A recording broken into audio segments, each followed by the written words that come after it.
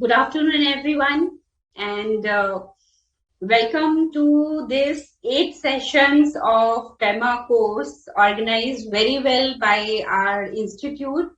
And I'm sure that you would have benefited from the lectures till now.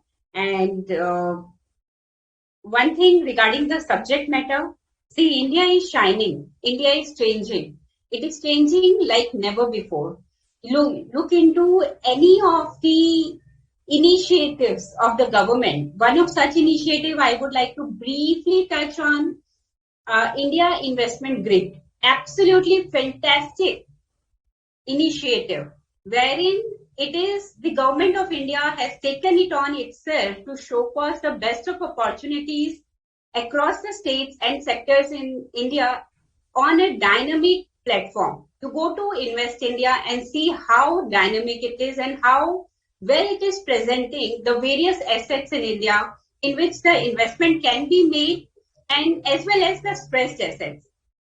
So India is shining. Now it is up to you how you can assist the various investors in bringing the capital into India and how easy you can make for them to make the decisions and present the various investments that is there that they can make in India and also the various assets that they can make the investments into. So today we have the learned speaker to take ahead our session. My very good friend and advocate, Mr. Jaideep Mehta.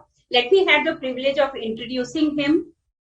Jaideep is a commerce graduate from Bharatiya Vidya Bhavan College, University of Mumbai, and a law graduate from KC College with banking laws. He is holding certificate of DP operations module of NSE and corporate registry module of National Institute of Securities Market, and was a designated partner for DP operations module.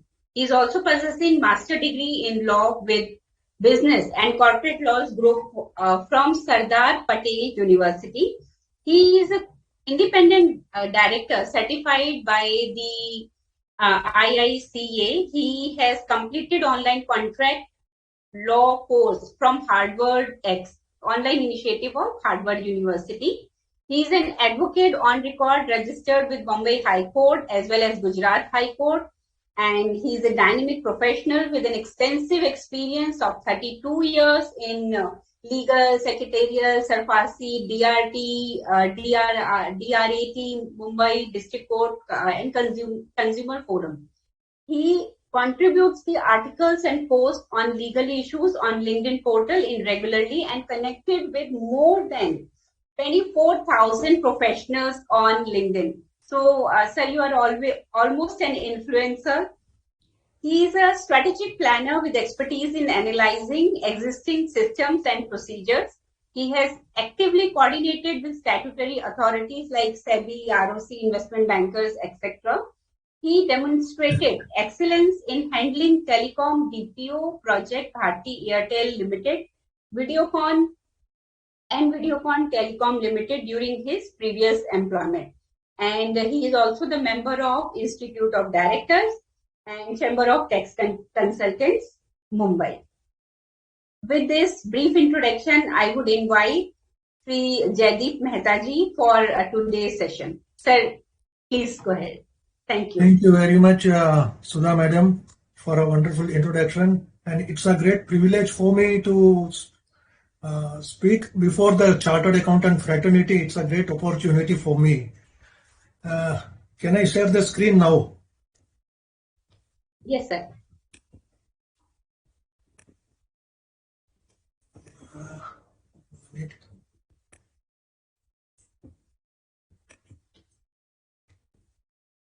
So what I will do before I come to the legal provisions related to NRI, let me tell you something about the importance of NRI and what is the contribution of NRI in the Indian economy. As Sudha Madam just informed us that India is shining. So how important is the NRI contribution in the Indian economy? So let me start with that first before I come to the legal provision. So there are a lot of attention has been given to NRIs under the FEMA regime. And let me tell you that the government of India has declared 9th January every year and celebrating 9th January every year as NRI Day. And let me tell you why it is celebrated on 9th January every year. Because on this very day, in 1915, our father of the nation, Mahatma Gandhi, left Africa and came to India and is considered to be the first NRI of India. And that is the significance that government has been celebrating 9th January every year as NRI Day, which we call it Pravasi Bharatiya Divas. Various suggestions are being invited by the government from NRI fraternity who are settled abroad, and accordingly, on the basis of various suggestions, Government of India and Reserve Bank of India collectively have been making a lot of changes, and accordingly, a lot of liberalization related to NRI have also been introduced. More and more opportunities are being now made available to NRI for investment. Let me tell you, previous year on the same day, on 9th of January, our Honorable Prime Minister India, when he was addressing the NRI, and which I thought, let me just tell you small extracts I have taken from the speech of Honorable Prime Minister, and it assumes greater importance because very recently, I think yesterday or day before only, Honorable Prime Minister have addressed the NRI fraternity in Germany during his Europe tour very recently. So I would like to read the second paragraph. Contribution of investment or large amount of remittances in India. Your contribution, so he is addressing NRI. Your contribution has been incredible. Your expertise, your investment, your networks, your experience benefit every Indian. Entire Hindustan is proud of you forever, and is always eager for your benefit. For this, every necessary step is also being taken so that you too get an opportunity and the expectations here are also fulfilled. So beautiful words from our Honorable Prime Minister to the NRI community, previous year 9th January 2021. Let me now tell you a brief about the contribution of NRI to the Indian economy, how NRIs are contributing to the growth of Indian economy. So as per the United Nations database, there are about 270 million international migrants across the globe. And out of that, the contribution of our Indian NRIs is close to about 6.4 percentage, which comes to about 17.5 million population of our country who are settled in different countries across the globe. Our NRI community has been contributing very significantly to the Indian economy.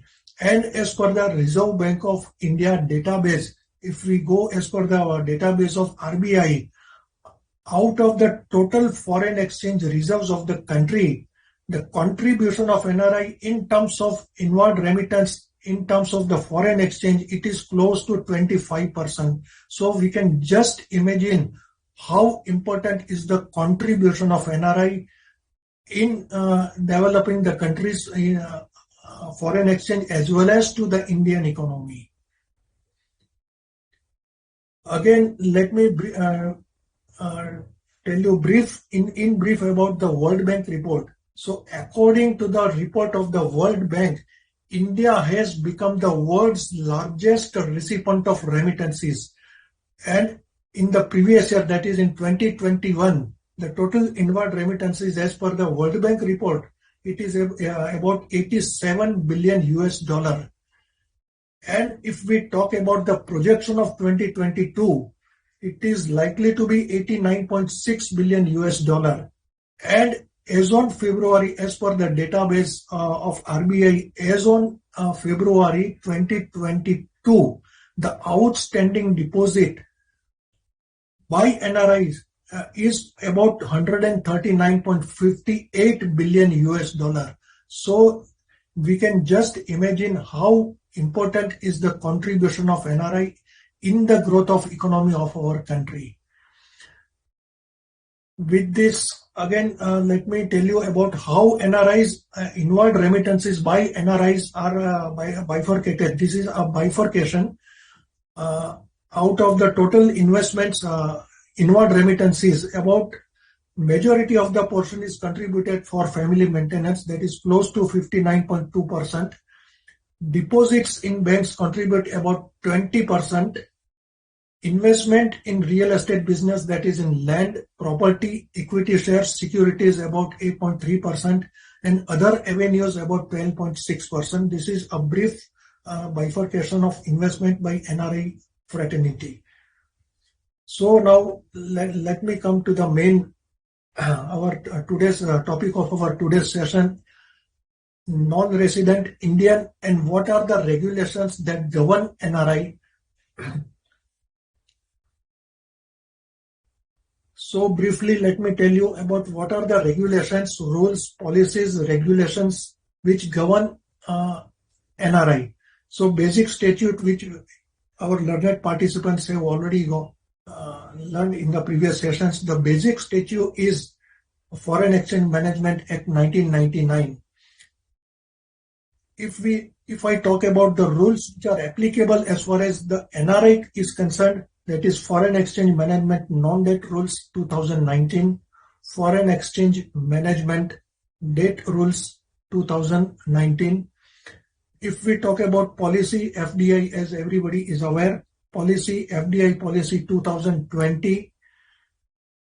If we talk about regulations which govern NRI, the functioning of the NRI, is Foreign Exchange Management, Mode of Payment and Reporting of NDI and Non-Debt Investment Regulations 2019, Foreign Exchange Management, Remittance of Assets Regulations 2016, Foreign Exchange Management, Borrowing and Lending Regulations 2018, and of course FAQs of Reserve Bank of India. So this is broadly the various rules, policies, regulations which affect the NRI, and these are the basic rules and regulations which are very important while we discuss about NRI investments and other matters. So let me now tell you about some of the important terminologies which have been used very frequently for NRI. So these, according to me, these are the 5 terminologies which are very, very important for non-resident Indian. So first is non-resident Indian. Second, person resident outside India. Third is person resident in India, overseas citizen of India, and persons of Indian origin. So these are the 5 important terminologies as far as non-resident Indians are concerned. So now let us analyze these definitions one by one and how it affects, because these are the terminologies which are very important for determination of the status of NRI. So now let us talk about non-resident Indian under FEMA.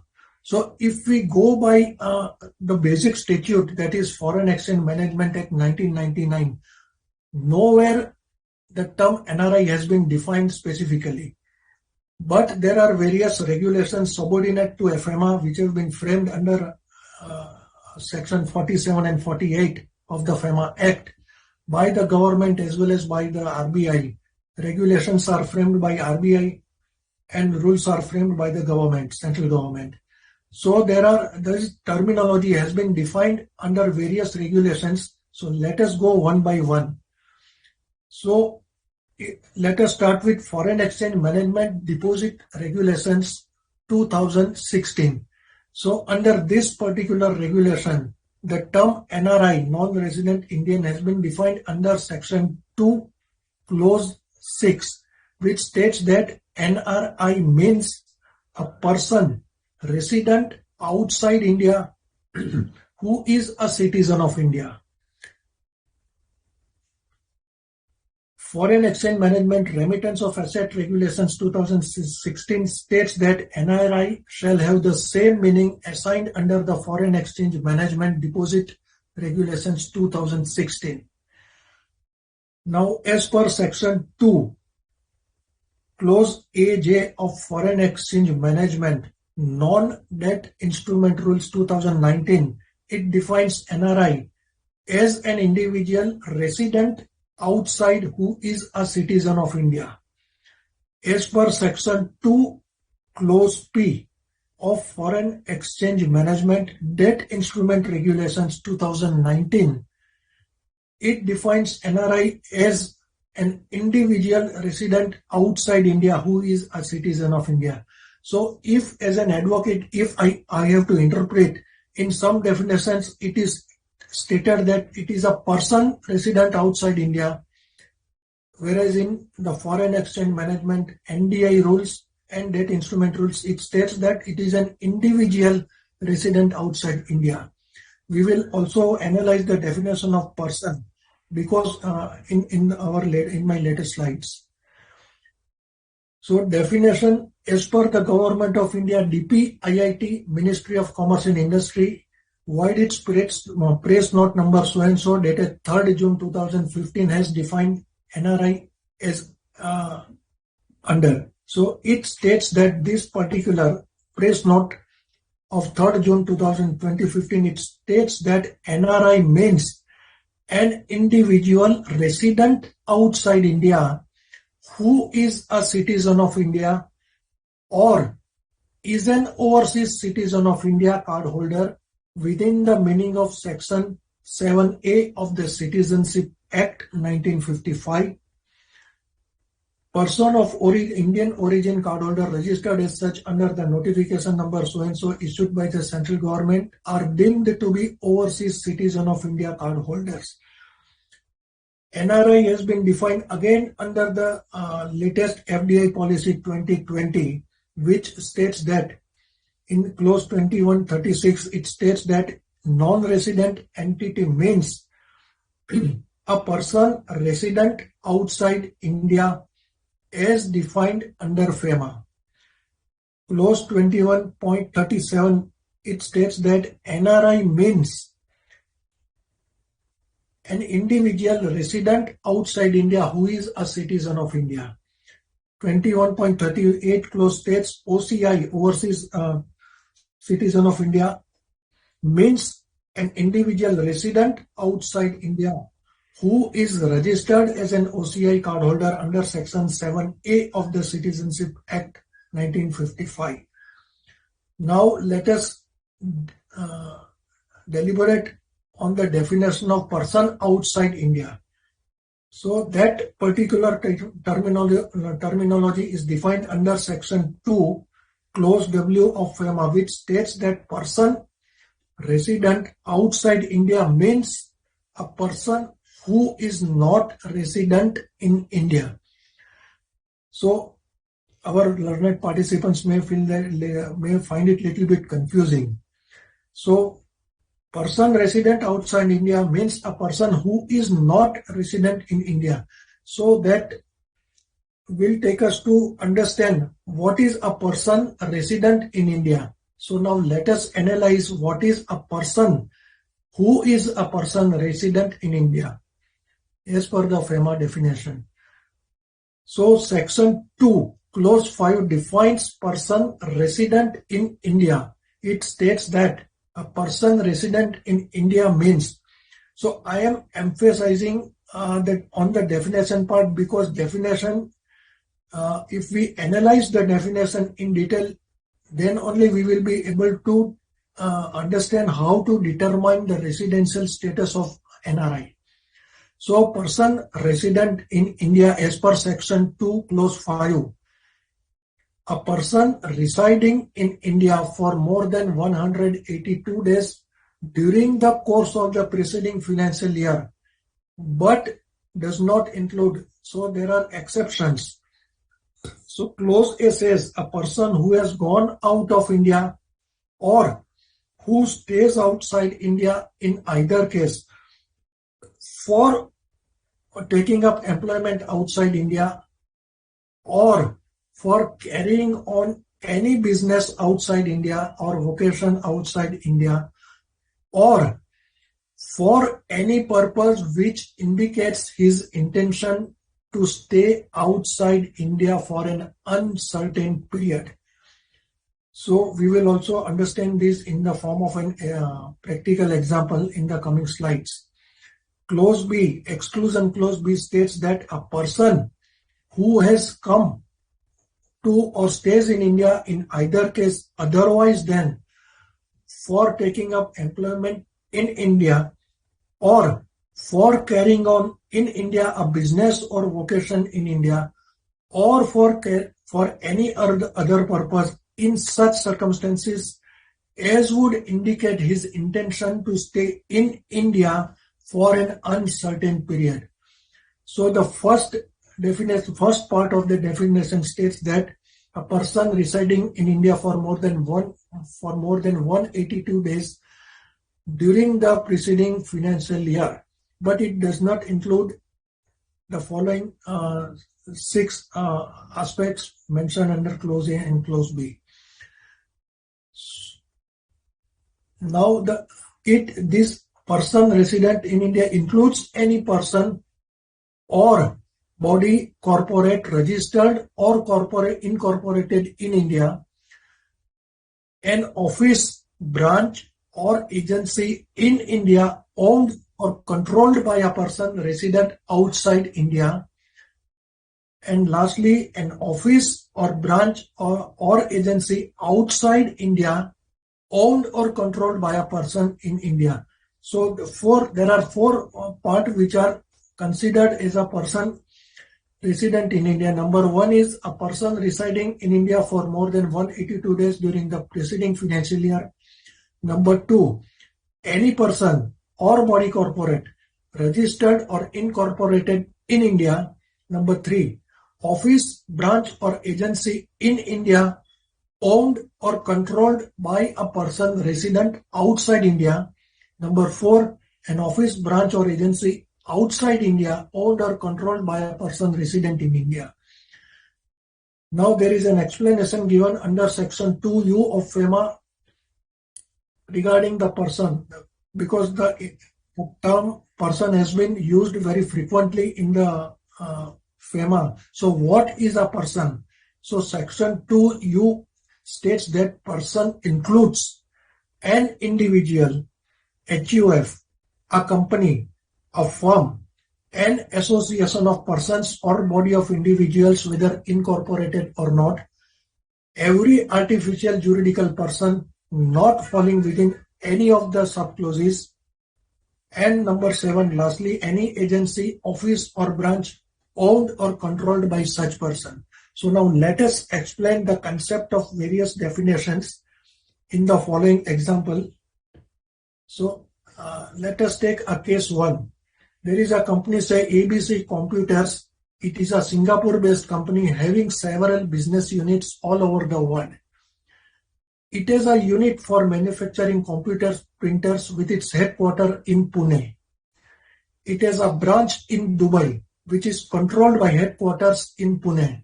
So now the question is, what would be the residential status under FEMA 1999 for printer units in Pune and that of a Dubai branch? So let us understand this based on the definitions which we have discussed in the earlier slides. So ABC Computer is a Singapore-based company, so it is a person resident outside India as per section 2W.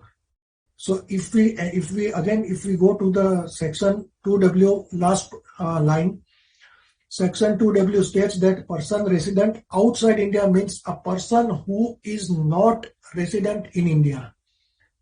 So an ABC Computer being a Singapore-based company, it would be a person resident outside India as per section 2W of FEMA.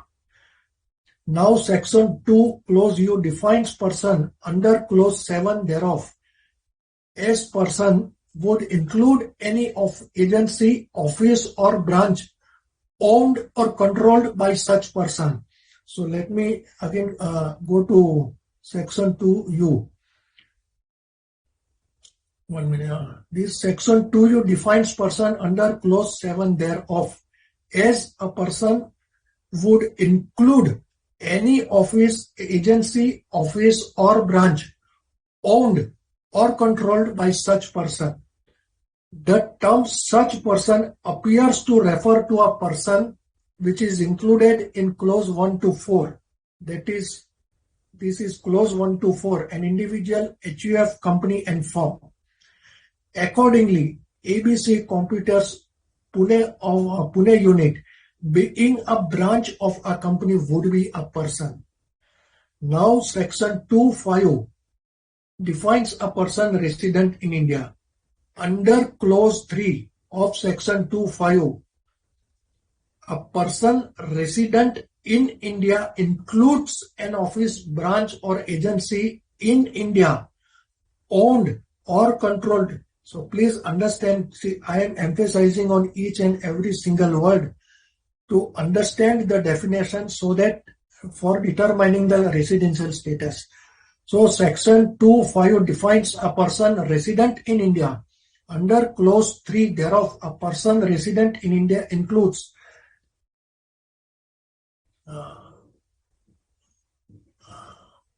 it includes an office, branch or agency in India owned or controlled by a person resident outside India. Now, this particular unit of Pune, ABC Computers Pune unit, is owned or controlled by a person resident outside India, and therefore it would be a person resident in India. However, if we talk about now a Dubai branch, though not owned, is controlled by Pune unit, which is a person resident in India. Hence, prima facie, it may be possible to hold a view that Dubai branch is a person resident in India. So this is a one classic case example on the basis of which the purpose of giving this particular practical example is how to determine the residential status of NRI on the basis of the analysis of various terminologies, that is person resident in India, person resident outside India, and non-resident India. So this is one example. So now let me go to another example. So let take another hypothetical example. Mr. Ram had resided in India during the financial year 2016-17 for less than 183 days. He again came to India on 1st of May 2017 for higher studies and business and stayed up to 15 July 2018. So the question is, state under FEMA, if Mr. Ram can be considered person resident in India during the financial year 2017-18, and whether citizenship is relevant for determining such a status. So the answer to first question is no. Ram cannot be considered person resident in India during the financial year 2017-18, notwithstanding the purpose or duration of his stay in India during the financial year 2017-18. An individual has to be present in India for more than 182 days in the preceding financial year. So Mr. Ram does not satisfy this condition for financial year 2017-18. So citizenship is not relevant for determining the status. So these are the two examples to understand the residential status on the basis of various definitions of various terminology used under FEMA. So now let me come to about the status of students who are going abroad for various studies. So Reserve Bank of India has accorded general permission to NRI status to the students who are going abroad for studies. So normally when students go for studies abroad to various countries, so their stay is uncertain. So they are not going for any particular period, say 6 months or 1 year. And majority of the students, if we have observed, that when any student go outside India for further study, apart from uncertain period, they also take up employment for their day-to-day expenses. So if we consider that their stay for uncertain period for study and their employment status outside India, so if we consider that, based on that, it normally in majority of the cases, rather in almost all the cases, we can say that their stay exceeds 182 days in the preceding financial year, and their intention to stay abroad for an uncertain period. So in the previous definition, we have it is stated that their intention to stay for abroad outside for an uncertain period. Hence, the NRI status has been accorded to students going abroad for studies by Reserve Bank of India. Now, if we talk about the various types of remittances which are available to the NRI students who are going abroad, so what are the limits which can be remitted from India? So Reserve Bank of India has allowed to remit up to 1 lakh US dollar from close relatives from India on the basis of self-declaration form towards maintenance, which would include remittances towards their studies also. Apart from that, remittance up to 1 million US dollar out of sale proceeds balances in their NRO account maintained with the authorized bank, that is also allowed. So we will also understand about the various accounts in the forthcoming slides. So all other facilities which are otherwise available to non-resident Indians are also available to the students who are going abroad for studies under FEMA. And educational and other loans, the facilities which are available, that is also normally available to students going abroad for studies. So basically, the students who are going abroad for studies, so their period for stay is for uncertain period, and they are also taking up employment outside India for meeting their day-to-day expenses. So RBI has accordingly accorded the status of NRI to the students. So with this, we will go to another topic, the definition of NDI. So we will take up this later on. So there are two terminologies. So overseas citizen of India and persons of Indian origin. So I will come to that later on. So let us now come to the topic, another important topic of various bank accounts, which are the bank accounts which can be opened by NRI. So what are the governing regulations for opening bank account by non-resident Indians? So there is a specific regulations framed under FEMA, and that is Foreign Exchange Management Deposit Regulations 2016, introduced by RBI by notification number so and so on 1st April 2016, which have been amended from time to time. And the latest amendment, last amendment was made on 13th of November 2019. So the main three types of accounts which can be opened by NRI. So which are those accounts? So what are the advantages? What are the permitted credits? What are the permitted debits? Which account should be preferred by NRI? So we will analyze this in forthcoming slides. So overall, three main important accounts which can be opened by NRI. Number one, non-resident external rupee account, NRE account, as per the non-resident external rupee account scheme. And the details are also given under Schedule 1 to the deposit regulations. Another account is, in short, we will call it NRE accounts. Another account is Foreign Currency Non-Resident Account Bank Scheme. In short, we will call it FCNR account. And the third account is Non-Resident Ordinary Account Scheme. That is, in short, we will call it NRO account. So basically, three accounts: NRE account, FCNR account, NRO account, which can be opened by NRI. So now we will analyze one by one. So what are the permitted credits which can remittances which can be credited in particular account? What are the accounts which can be debited? What are the interest payable on deposits? We will analyze one by one in subsequent slides. So now let us analyze that. So we will start with NRE account first. So what is the eligibility? Who can open NRE account?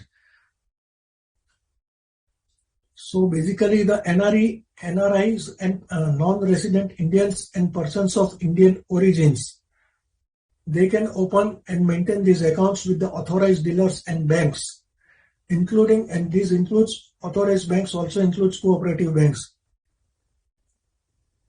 Now, what are the terms? Terms and conditions for opening an account? So, NRE account can be opened by non-resident account holder himself. He cannot delegate this power of opening an account to through power of attorney to any of his relatives. So, as far as the opening of account is concerned, NRE account can be opened only by the non-resident Indian himself.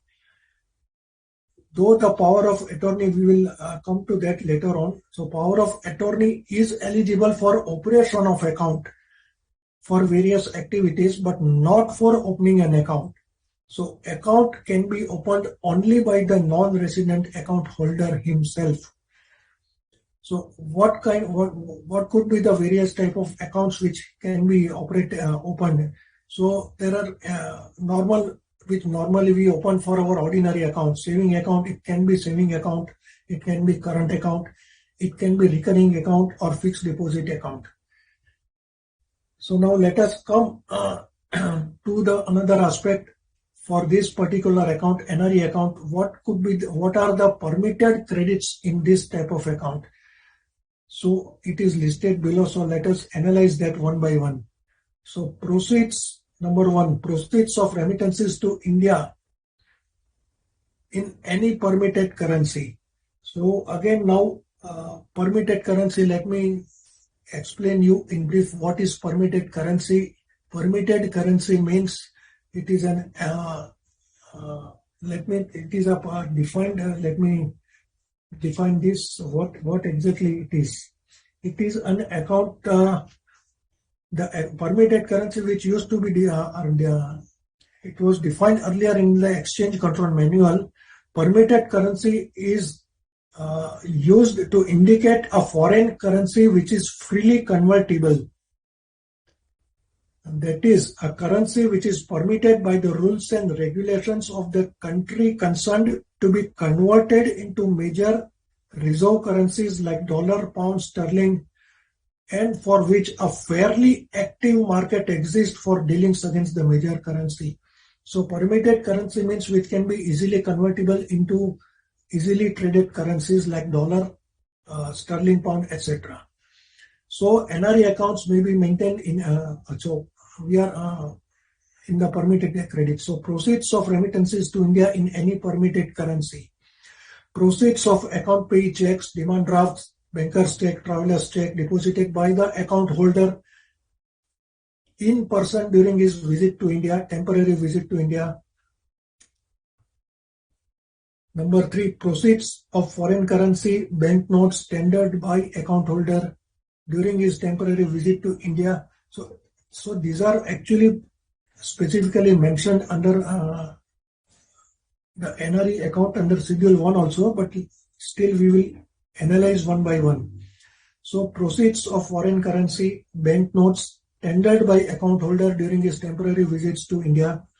Transfers from other NRE FCNR accounts. So transfer from other NRE account is also permitted. Transfer from FCNR foreign currency non-resident account is also permitted. Interest accruing on the funds held in the account. Current income in India due to the account holder, subject to the payment of taxes as per the applicable tax rate in India. So that is also permitted for credit.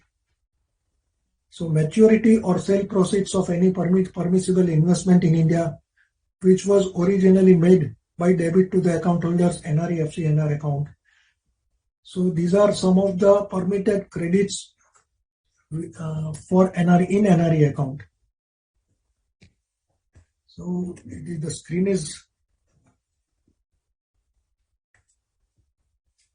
refund of share debenture subscription to the and whenever NRI subscribes to in any IPO or FPO or rights or rights issues. So in case of refund against such share debenture, that is also can be credited in this account. Refund of application, earnest money, purchase consideration made by the house building agencies, seller on account of non-allotment of flat, etc. So these are some of the main items which are permitted for credit. Now, what are the items which are allowed for debits in the NRE account? So local disbursements, remittances outside India, transfer to NRE FCNR accounts of the account holder or any other person eligible to maintain such account, investment in shares, for investment in shares, securities, commercial paper of Indian company, or for purchase of any immovable properties, provided such investment purchase is covered by the regulations made or the general permission granted by RBI, etc. Any other transaction covered under general or special permission granted by RBI. So these are the normal permitted debits. If we talk about the interest payable on the deposits lying in this account, so rate of interest applicable to this account shall be in accordance with the directions issued by RBI from time to time. So if we discuss about whether the loans can be granted against the deposits which are lying in the NRE account, yes, loans can be granted to against the deposits which are lying in NRE account. So the regulations say that authorized dealers and authorized banks maintaining such accounts are permitted to grant loans in India to the account holder subject to conditions which are specifically given under Schedule 1. That is, for example, for personal purposes or for carrying on business activities, making FDI in India, acquiring flat house, etc. So the detailed terms conditions I have not given here in this particular slide, but the detailed terms and conditions are specifically prescribed under Schedule 1 to the deposit regulations. So basically for limited purpose of for his own personal purpose or for carrying out business activities, making investment, acquiring immovable property, etc. So loans to resident individuals, firms, companies in India against the collateral of FDs, that is also for that purpose also loans can be given. Advances to be fully secured by FDs.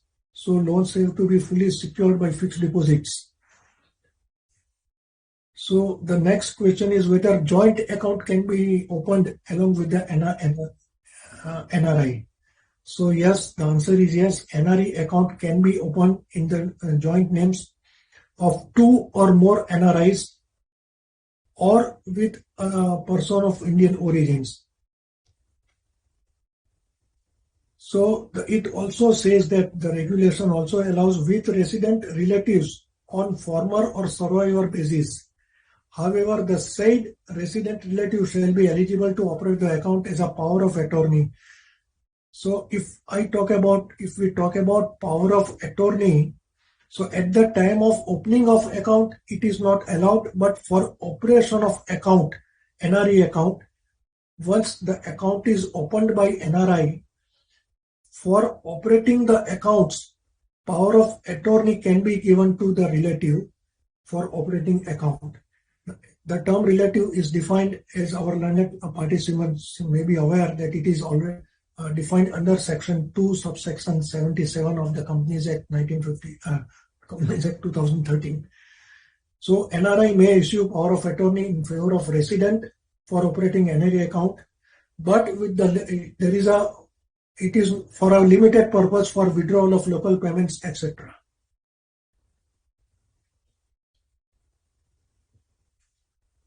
The resident power of attorney holder shall not be allowed to repatriate outside India the funds held in the account under any circumstances. So on the basis of power of attorney funds, he cannot misuse the power of attorney to repatriate the funds outside India.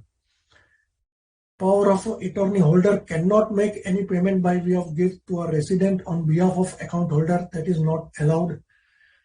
So temporary withdrawal is temporary overdrawing is allowed for up to a limit of 50,000. So tax exemption, if we talk about income from interest on balances standing to the credit of NRE account is exempt from income tax. So I will also compare about NRE NRO account in subsequent slides. So what happens if there is a change of residential status? If NRI comes back to India and his residential status is changed from NRI to ordinary resident. So what happens to the account in that case? So in that case, the NRE account should be redesignated as resident accounts, or the funds held in these accounts may be transferred to the RFC account if the account holder is eligible to maintain at the option of the account holder immediately upon the return of the account holder to India for taking up employment. So that account should be redesignated as resident account if there is, in case there is a change in status from non-resident to resident. So let us now come to another account, that is FCNR bank account. So let us start with eligibility. Who are eligible to open FCNR account? So non-resident Indians and persons of Indian origins are eligible to open and maintain these accounts. So one of the important conditions for opening this account is that this account is can be opened only in the form of term deposit, with a maturity period ranging between 1 year to 5 years. So it can be opened in freely convertible currency. Accounts can be opened with the funds remitted outside India through banking channels. Funds received in rupees by debit to the account of a non-resident bank maintained with an authorized dealer in India. Accounts may be opened by transfer of funds from existing NRE or FCNR account.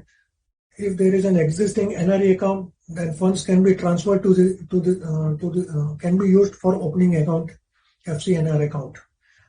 Remittances from outside India for opening of or crediting to this account should be made in the designated currency in which the account is desired to be opened or maintained. So these are some of the eligibility criteria for opening FCNR accounts. So let us discuss about interest part on this for the balances lying in FCNR account. Again, it is as per the directives. Interest payable on deposits shall be as per the directives issued by RBI from time to time. Interest can be paid half yearly or yearly as per the deposit holders' wishes. So again, now the permissible debit credit, the regulation says that whatever the permissible debits as well as credits which are available to NRE account are also available to FCNR bank account. So the same matters, the same amounts which are available permissible for debits as well as credit in NRE account, the same are also eligible for FCNR bank account. So if we talk about now loans, overdrafts against security of funds held in FCNR account, the terms and conditions as are applicable to NRE deposits are also applicable to FCNR deposits. So joint account and repatriability of balances lying in account, FCNR account. So terms and conditions as are applicable to NRE accounts in respect of the joint account, repatriation of funds opening of account, etc. are also applicable. The same terms and conditions are also applicable to FCNR bank account. Similarly, the operation of FCNR bank account through power of attorney, loans, overdraft, etc. are also applicable to FCNR bank accounts. So authorized dealer may permit remittance of the maturity proceeds of FCNR deposit to third parties outside India, provided the transaction is specifically authorized by the account holder. So if the transaction is authorized by the account holder, the authorized dealer can remit the maturity proceeds of deposits lying in FCNR account to third parties outside India, subject to the authorization of the account holder. So the transactions have to be reported to the Reserve Bank of India as per the directive of RBI. Reserve Bank will not provide exchange rate guarantee to authorized dealer for deposits of any maturity in these accounts. Transfer of funds from existing NRE account to FCNR and vice versa of the same account holder is permitted without the permission of RBI. So now let us come to the NRO account. So in the subsequent slide, we will also compare the NRE account, NRO account, and which is beneficial and which account should be opened by NRI. So in the subsequent slides, we will discuss about that. So as far as the eligibility for opening of NRO account is concerned, so the regulations say that any person resident outside India may open NRO account with an authorized dealer or an authorized bank for the purpose of putting through bona fide transactions in rupees, not involving of the provisions of the Act, rules, regulations made thereunder. Foreign exchange cannot be made available to any person resident in India against the reimbursement in rupees. So if any person is trying, cannot make, deposits rupees against that rupees, foreign exchange cannot be made available. Any undertaking to the authorized dealer, authorized bank in regard to debits and credits to the account shall be as per the regulations. Opening of accounts by individuals, entities of Pakistan nationality ownership requires approval of Reserve Bank. That is country resident of countries like Pakistan, Bangladesh, they have to take approval of Reserve Bank of India for opening of accounts. Opening of accounts by individuals of Bangladesh and nationality may be allowed subject to the approval of RBI. Post offices in India may maintain saving bank accounts in the name of persons resident outside India and allow operations on these accounts subject to the terms and conditions of NRO accounts. So post offices in India are also allowed to open saving bank accounts in the name of the persons resident outside India. There are restrictions on the citizens of Bangladesh, Pakistan.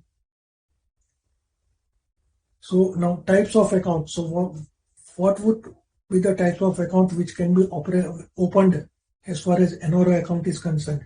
So similar to NRE account, this account can also be opened in the form of current account, saving bank account, recurring of FD accounts.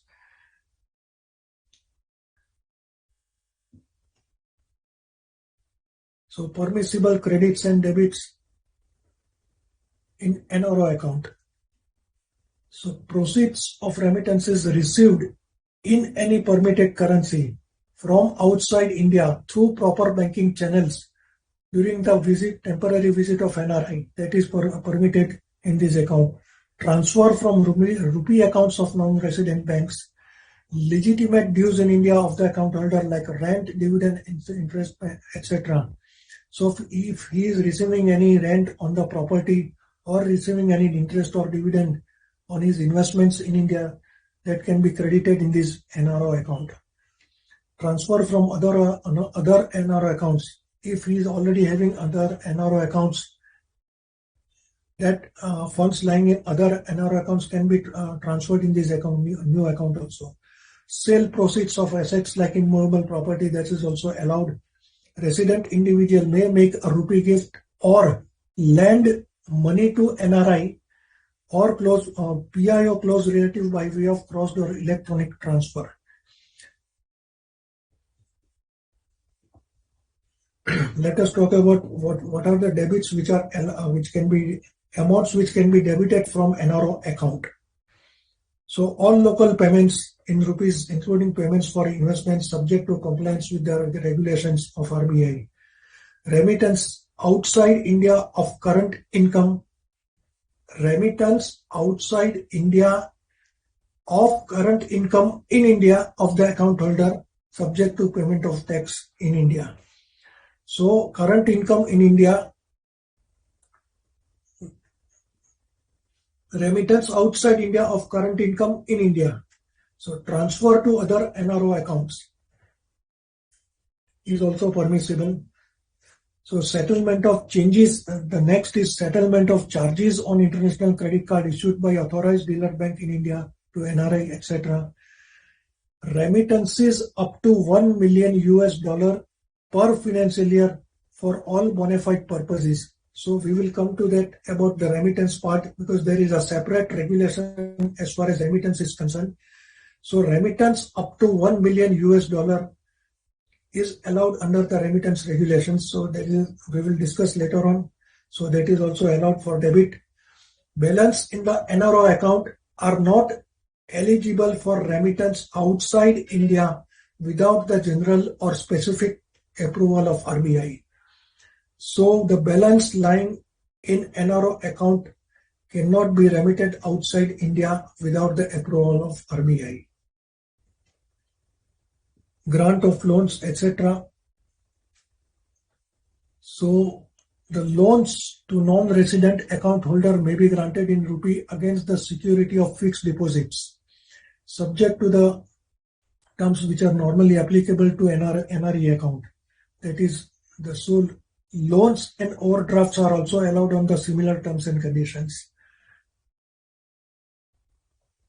So now the important question arises: what will be the treatment of loans and overdrafts in the event of change in residential status of the borrower?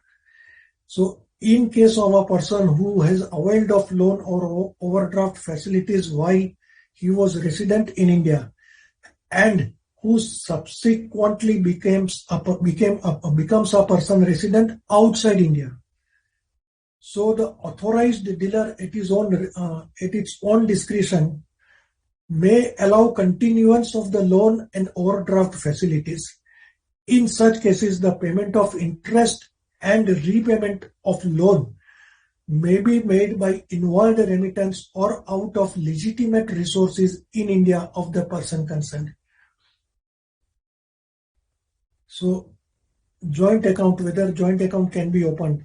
Yes, the accounts can be held jointly with the residents on the former or survivor basis. NRIs and person of Indian origins may hold NRO account jointly with other NRIs and or PIOs. So we will understand the difference between NRE and NRO account in the subsequent slide. So again, the operation of NRO account. So what are the provisions for operating NRO account on the basis of power of attorney? So authorized dealer and authorized banker are allowed to, may allow operation of NRO account by power of attorney holder for limited purpose of making local payments, which is available in NRE account, which is we have discussed earlier.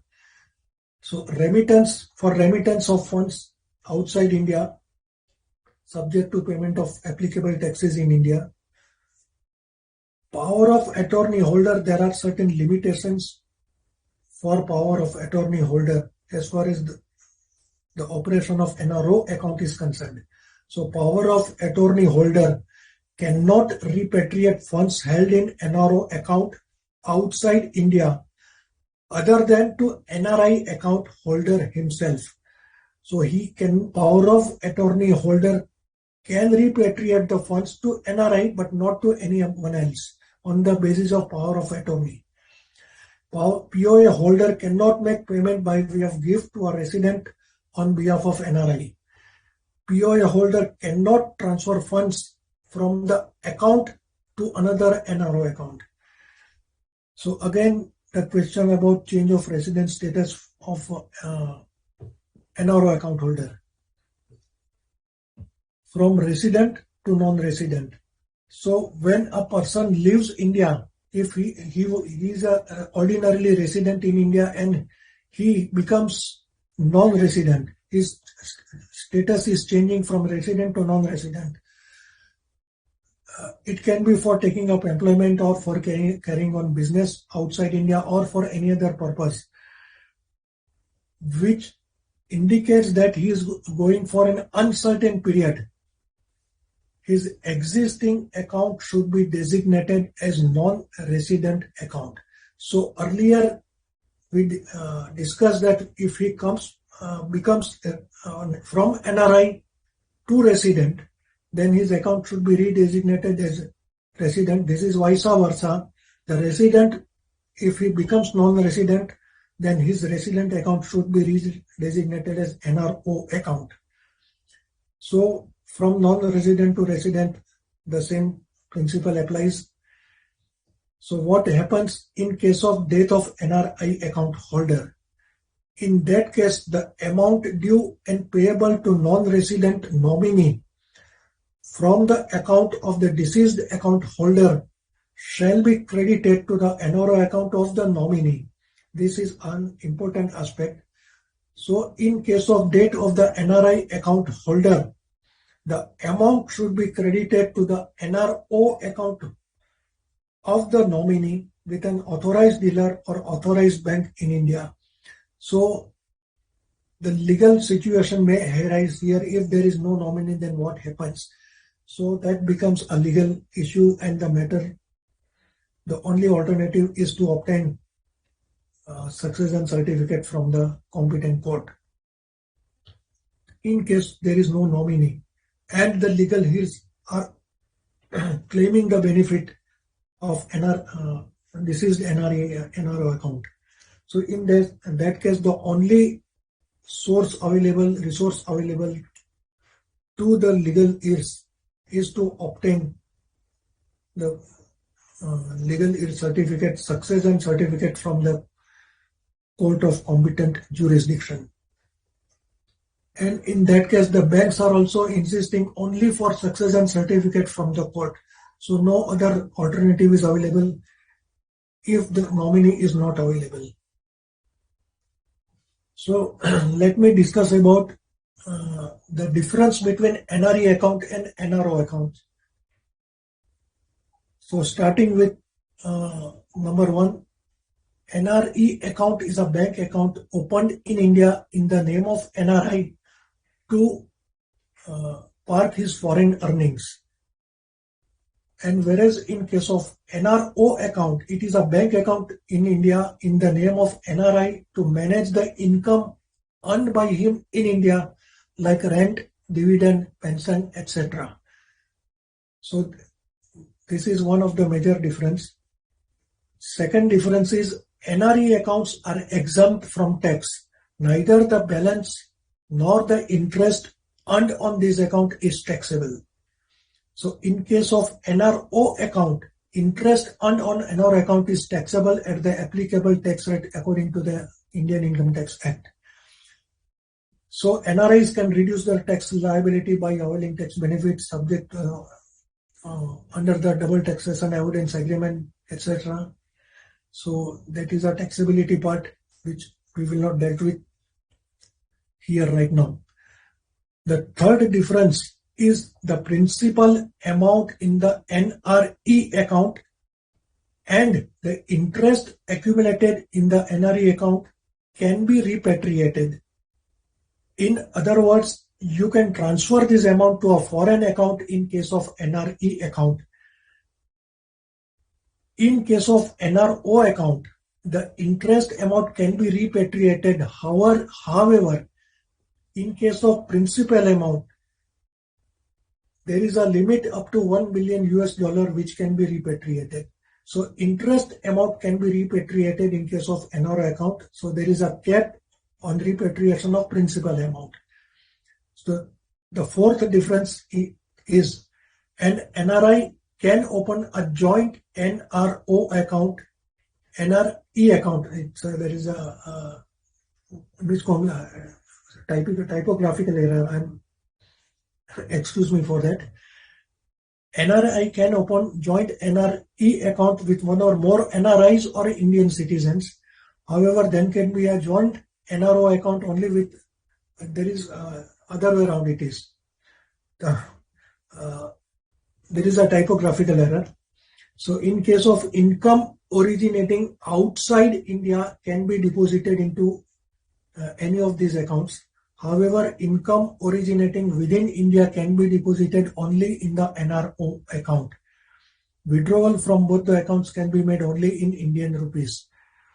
And the last difference is that the deposits in an NRE account are exposed to exchange rate fluctuations as well as conversion loss. So in case of NRO account, deposits are not exposed to daily currency fluctuations. So these are the basic difference between NRE and NRO. So the question for NRI, which account should be opened and which is the more beneficial? So if I talk about my personal opinion, the bottom line is, if the total income of NRI includes income earned in India, and if he wants to manage it within the country, he can opt for NRO account. An NRE account can be opened if NRI wishes to transfer his original income to India and want to avoid tax liabilities. So both the NRE and NR accounts serve different purposes. NRE account is basically for easy repatriability and transferability. So NRO account is basically used mainly for funds generated from Indian income. So these are basically the criteria for opening of NRI and NRO account. So there are two more accounts for different purposes.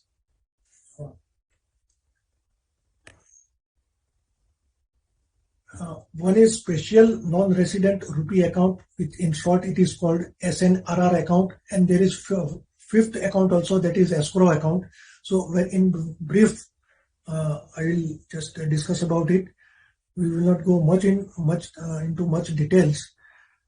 So who can open special non-resident rupee account and what is the purpose of this account? So any person resident in India having a business interest in India may open, hold and maintain with an authorized dealer in India a special SNRR account. Now the detailed terms and conditions are specifically given under Schedule 4 to these deposit regulations, which prescribes the terms and conditions for operating special non-resident SNRR account. So I will not go into each and every aspect of all the terms and conditions which are already given in Schedule 4 to the Deposit Regulations 2016.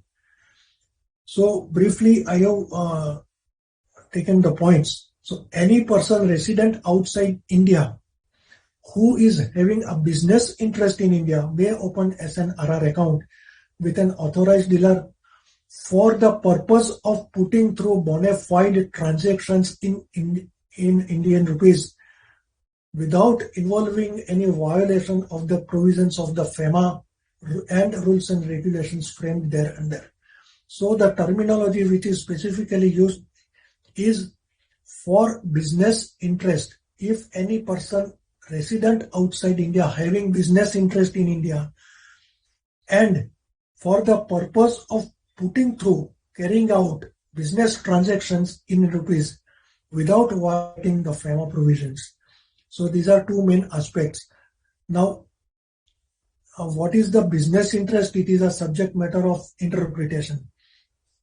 So the business interest, apart from generic business interest, shall include the certain other Indian transactions which I have stated. One is investments made in India in accordance with the FEMA Foreign Exchange Management NDI rules. So which our learned participants have learned a lot relating to NDI rules in the previous sessions. Regarding another is import of goods and services, export of goods and services, trade credit transactions, business related transactions. Now these are some things very specifically mentioned for SNRR account. So business related transactions outside International Financial Service Center by IFSC units at gift city, like administrative expenses in Indian rupee outside IFSC, etc. So the account will be maintained with the bank in India. So these are some of the specific purposes for which non-interest SNRR account can be opened. So it is a non-interest bearing. So interest, there cannot be, no interest is payable on the balance lying in SNRR account. So the tenure of this account cannot exceed 7 years. However, for certain circumstances, there are certain circumstances for which the tenure can be more than 7 years, which are given under Schedule 4 to the deposit regulations. So we will not deliberate here. So balance in this account is eligible for repatriation. So balance lying in this can be repatriated.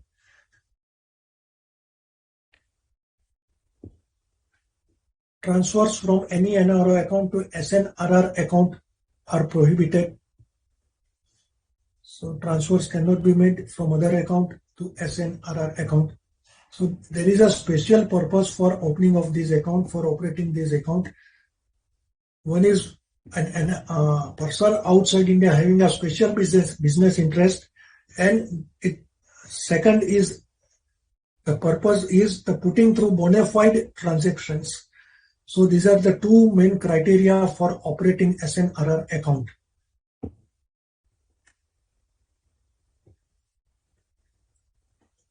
I think the screen is hanging. And escrow account.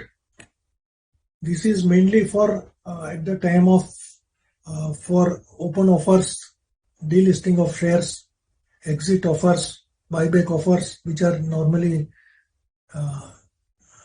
used by the company. So resident or non-resident acquirers can open escrow account with the authorized dealers. So by non-resident corporates, it is basically by non-resident corporates for acquisition, transfer of capital instruments, convertible notes. Convertible notes is also defined. So I will explain that later on. Through open offers, delisting, etc. So it is basically escrow account is basically for acquisition, which is opened by corporates. It is not for an other non-resident. So these are the two other accounts. So there are the provisions for 5 accounts which are given under this deposit regulations 2016.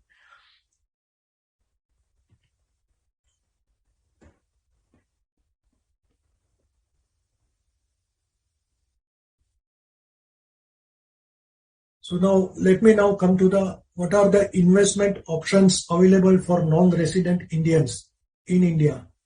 So there are 3 broad parameters, the 3 broad avenues available to NRIs for park their funds in India. One is direct investment by non-resident Indians. Another is investment in immovable properties in India. And the third is investment in LLP and other investment vehicles. That also we will deliberate upon in the subsequent slides. So according to me, there are basically 3 main important avenues available for NRI for investments. So now let us analyze one by one. Yes, what are the direct investments available to NRIs? So if we analyze, the first is investments under automatic route with repatriation benefits under FDI. That is one. So this is the first one, that is direct investments. So we are doing analysis of direct investment by NRI. So first is investments under automatic route with repatriation benefits under FDI. Second, investment with government approval under FDI route. Third is other investments with repatriation benefits. So under the third category, that is other investments with repatriation benefits, so we will further bifurcate in this. Under other investment with repatriation benefits, there are various other investments, that is investment in units of domestic mutual funds. Other is investments in bonds issued by PSUs, purchase of shares of PSU at the time of disinvestment by Government of India, investment in government-dated securities, that is treasury bills, etc., non-convertible redeemable preference shares, debentures, etc. So these are the basically main primary avenues under the direct investment route by NRI. So we will analyze this one by one. So what are the governing regulations for direct investments by non-resident Indians? As far as purchase or sale of equity instruments of an Indian company by person resident outside India. So the basic regulations which govern the direct investments by NRIs, so which can be categorized as Foreign Exchange Management, NDI Rules 2019, Schedule 134, there are other schedules also which are important. Next is Foreign Exchange Management, Mode of Payment and Reporting of Non-Instrument Regulations 2019. Third is FDI Policy 2020 issued by the Ministry of Commerce. And of course, as far as purchase sale of equity instrument is concerned, SEBI SA-ST regulations are also important. So let us analyze one by one. An Indian company may issue equitable instruments to NRIs subject to entry route, sectoral caps, and other conditions prescribed in the schedule. Also, there are investment in equity instruments to NRI can be, they are allowed but subject to the sectoral caps which are mentioned, which our learned participants have gone through in the earlier sessions also. So the rule 6 of non-debt investment rules, it states that the person resident outside India may make investment as under, that is for subscription, purchase or sale of equity instrument of an Indian company, again in the manner specified in Schedule 1 to the NDI Rules 2019. So what is equity instruments?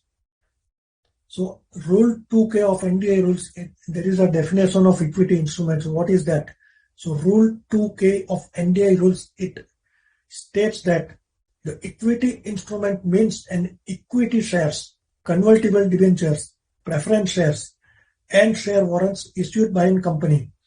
And there is an explanation to that, which states that equity shares issued in accordance with the provisions of this Companies Act 2013 shall include equity shares, partly paid equity shares, convertible debentures, that is fully, whether means fully debenture, compulsorily and mandatorily convertible debenture, preference shares means fully, compulsorily and mandatorily convertible preference shares.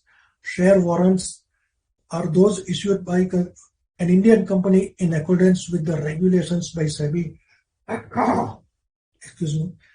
equity instruments can contain an optionality clause subject to a minimum lock-in period of 1 year, or as prescribed for the specific sector, whichever is higher, but without any option or right to exit at an assured price. Partly paid shares that have been issued to a person resident outside India shall be fully called up within 12 months of such issue, or as may be specified by RBI. 25% of the total consideration amount shall be received upfront. So these are the additional conditions prescribed in the explanation to the definition of equity instrument.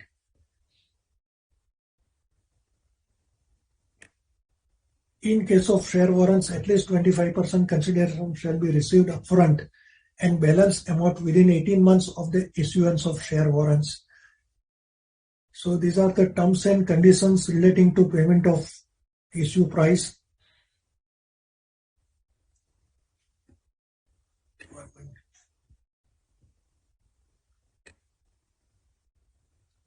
So let me come to now investments by non-resident Indians on the repatriation basis. So the applicable governing rules is Rule 12, 1 read with Schedule 13 of the NDI rules 2019. So what it says now, let us analyze Rule 12 of non-debt investment rules 2019. It states that an NRI or OCI may on repatriation basis. So this pertains to the investment on repatriation basis.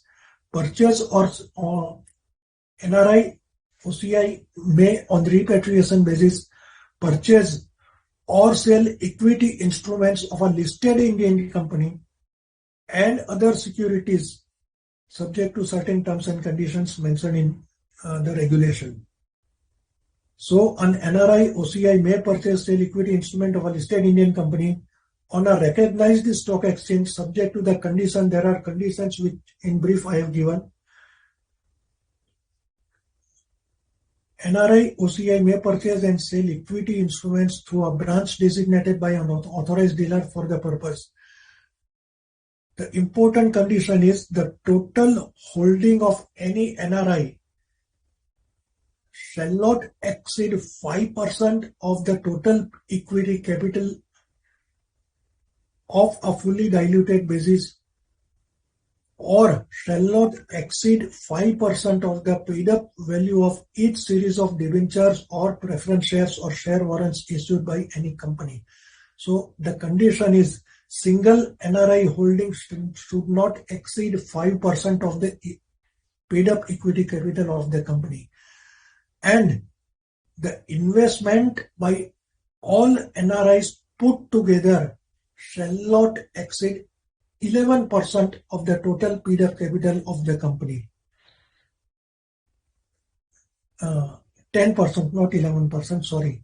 The total capital, the total investment by all NRIs put together should not exceed 10% of the total paid up capital of the company. So single NRI can invest up to 5%, and there is a cap by investment by all NRIs, that is 10% of the issued capital of the company.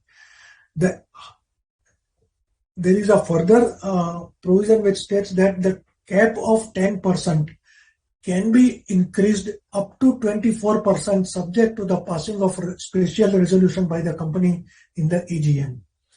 So that is an additional condition here.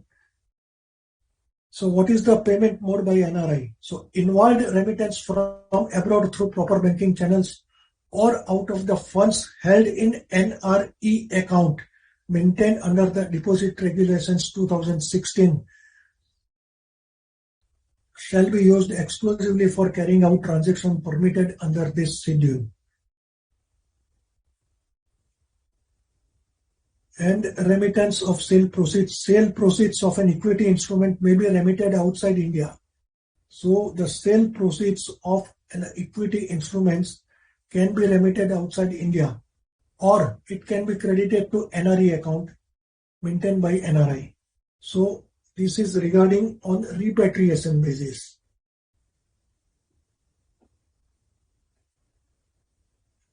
Let us come to the purchase and sale of units of domestic mutual funds. So the regulation states that without any limit on the purchase or sale of domestic mutual funds, NRI can invest. So NRI may without limit purchase or sell units of domestic mutual funds. There is a condition here which states that the domestic mutual funds which invest more than 50% in equity. So there is a condition attached to the as far as this in particular investment in domestic mutual fund is concerned.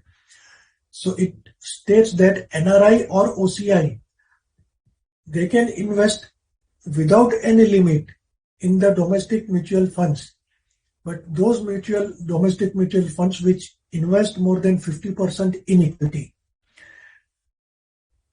So what will be the payment mode by NRI for purchase of these domestic mutual funds?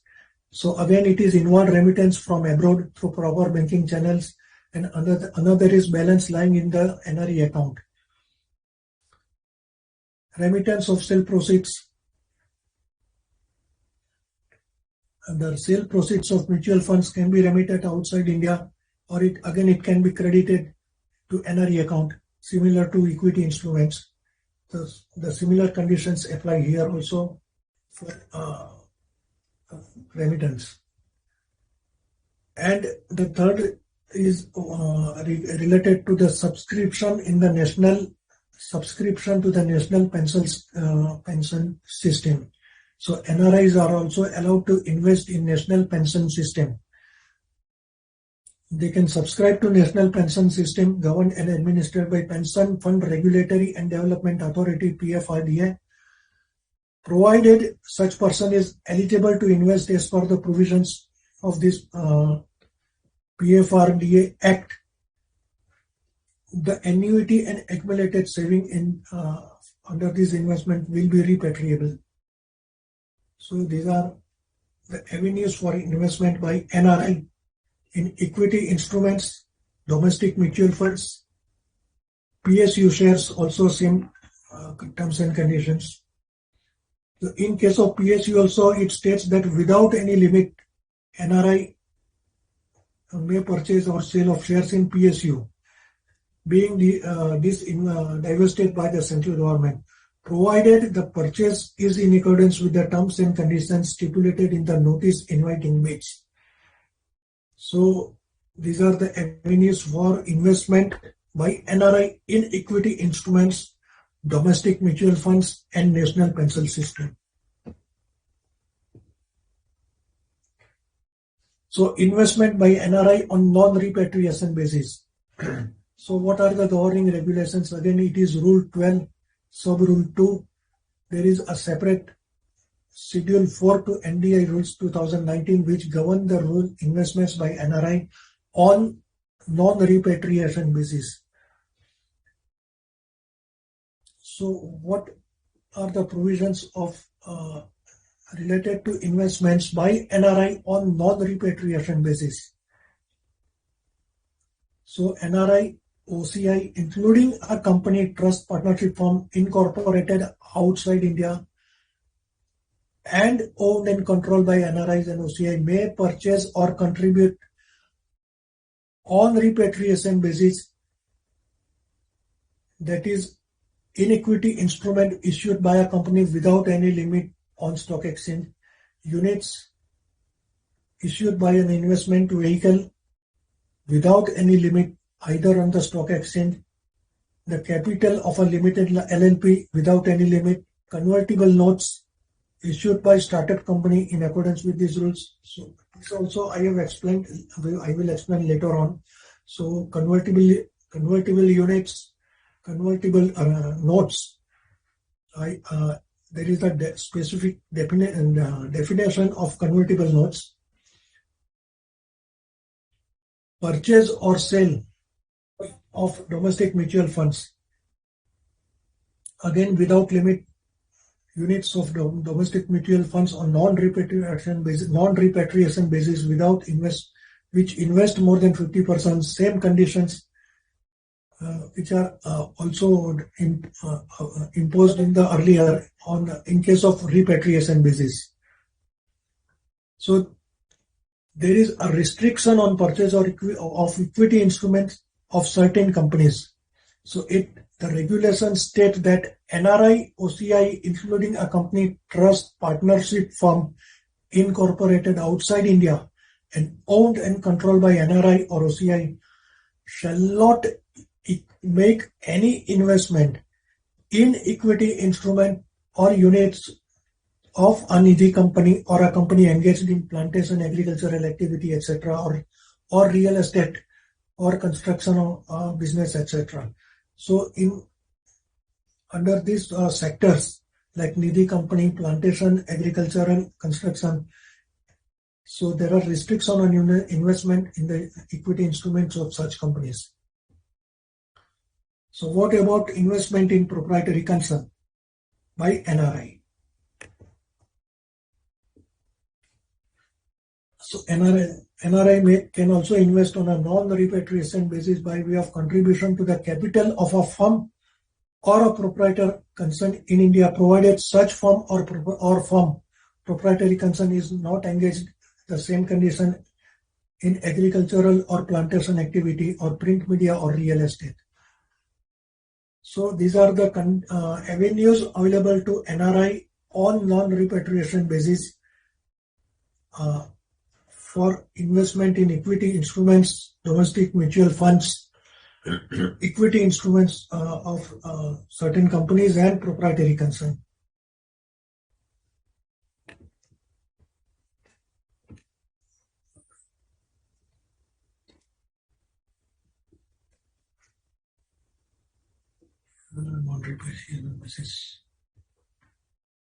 So the third one is investment vehicle, investment in investment vehicle.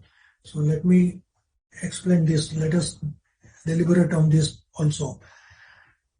So what are investment vehicle? It is defined separately under this regulation. So what are the governing regulations for investment by person resident outside India in an investment vehicle? It is Rule 6B and Schedule 8 to non-debt in Investment Rules 2019. So again, there is a restriction: person resident outside India other than Bangladesh, citizen of Bangladesh, Pakistan, etc. They can invest in the capital by way of acquisition or transfer of profit of LLP in the subject to the terms and conditions which I have given here.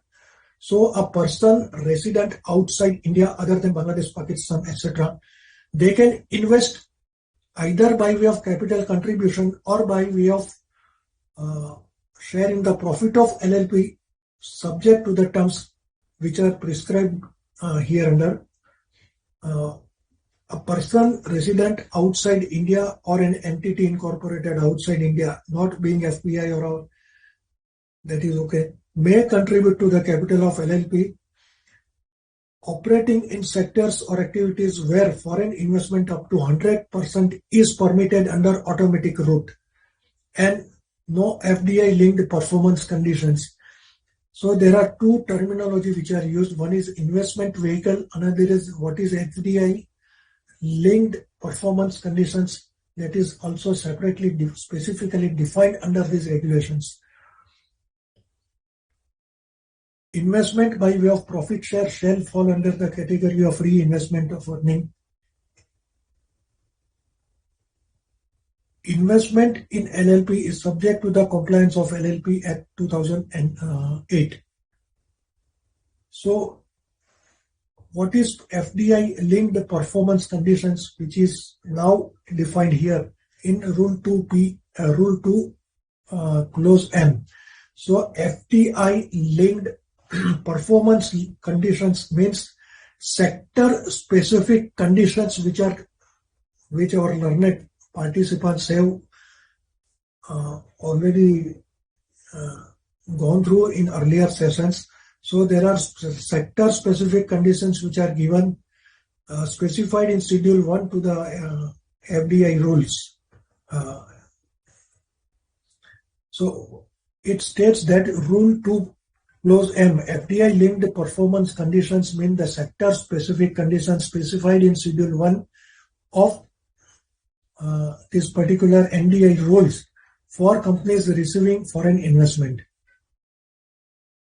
LLP having foreign investment engaged in a sector where foreign investment up to 100% is permitted under automatic rule, and there are no FDI linked performance conditions, may be converted into a company under the automatic route.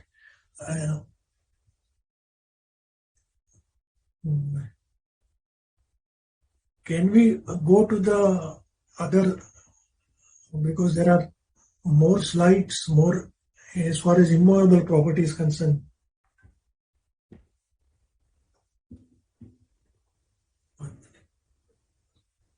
So, 1 minute.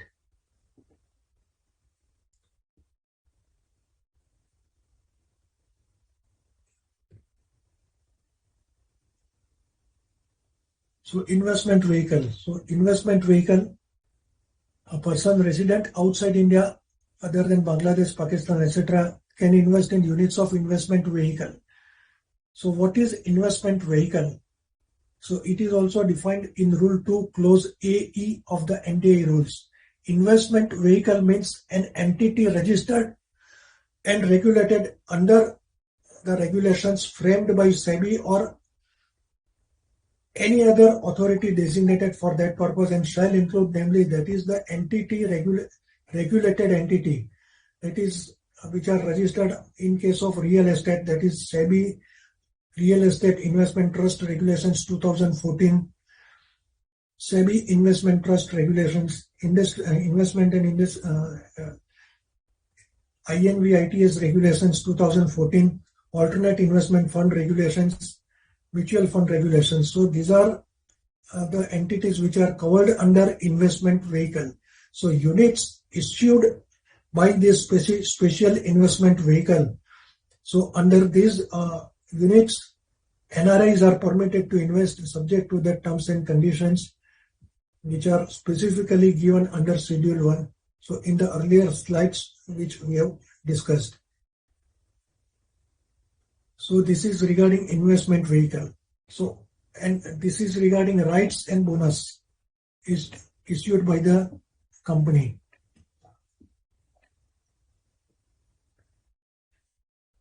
So again, if we talk about rights and bonus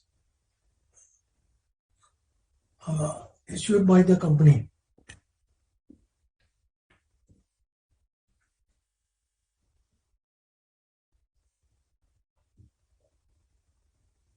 a person resident outside India. So this is an important condition. A person resident, I think I have come to the transfer. Investment in rights and bonus. So additional allocation of rights. This is the, I think I missed this particular slide. So investment in rights and bonus issued by the company. The NRIs can acquire rights issue shares through rights issue or bonus issue. So a person resident outside India and having investment in an Indian company, the NRI who is already having an investment, he is already holding the shares of an Indian company, and that company, if they are coming out with rights or the company is issuing bonus shares, so NRI are also eligible to invest in those rights and are eligible to for allotment of bonus shares. So what is that conditions? So a person resident outside India and having investment in an Indian company may make investment in equity instrument issued by such company as a rights, provided that there are subject to certain conditions. But the important is subject to the terms and conditions, the offer made by the Indian company The conditions are: the offer is in compliance with the provisions of the Companies Act 2013. Another important condition is such issue and allotment is subject to the sectoral cap of the respective sectors applicable to the company. It should not exceed the sectoral cap which are prescribed under Schedule 1 to the FDI rules. In case of listed Indian company, the rights issued to the person resident outside India shall be at a price determined by the company. In case of unlisted company, the rights issued to the person resident outside India shall not be at a price less than the price offered to person resident in India. This is an important condition. So there are two conditions attached for issue of shares, right shares, in case of to the NRI, in case of listed company, and in case of unlisted company. In case of listed company, the condition is shall be at a price determined by the company, and in case of unlisted company, it shall not be at a price less than the price offered to the person resident in India. So there cannot be differentiate as far as issue of price is concerned between the person, the resident in India, and NRI. The mode and attendant conditions for such transactions shall be specified by, that is subject to RBI regulations.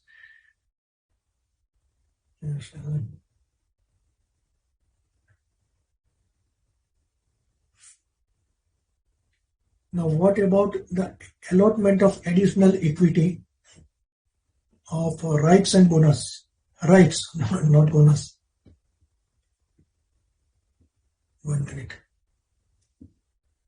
So governing regulations is, I think it is, the screen is hand or what?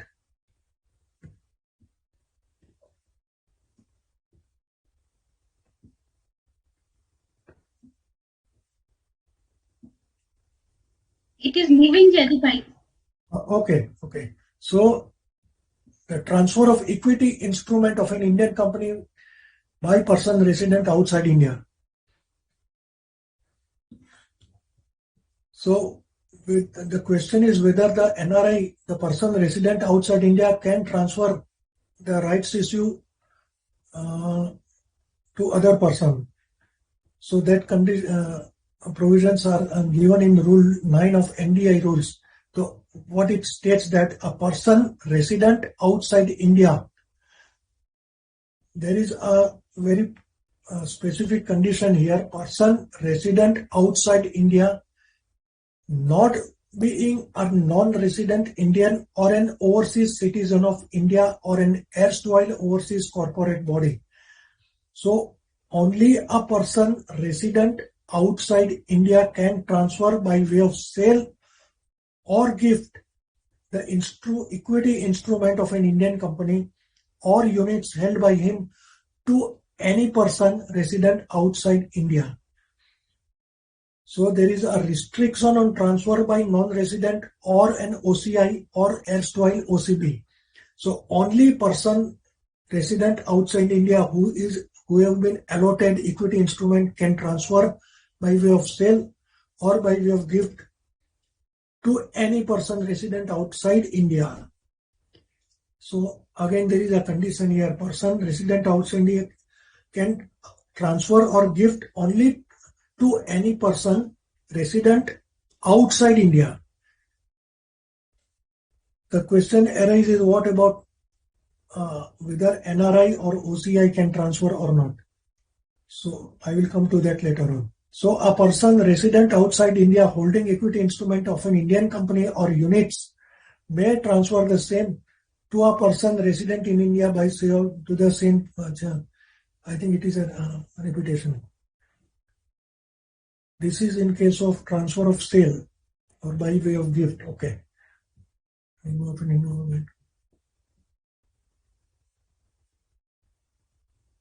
Government approval is not required for transfer of shares in the investee company from non-resident to another non-resident. So here there is that condition. So transfer of equity instruments by one non-resident to another non-resident, it is under automatic routes, and in that case RBI approval is not required.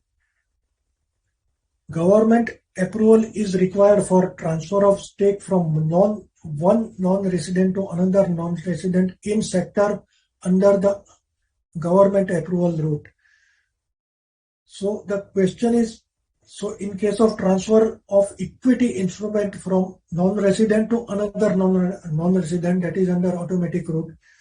So what about transfer of whether non-resident can transfer equity instrument to resident? So according to me, in that case, RBI approval will be required.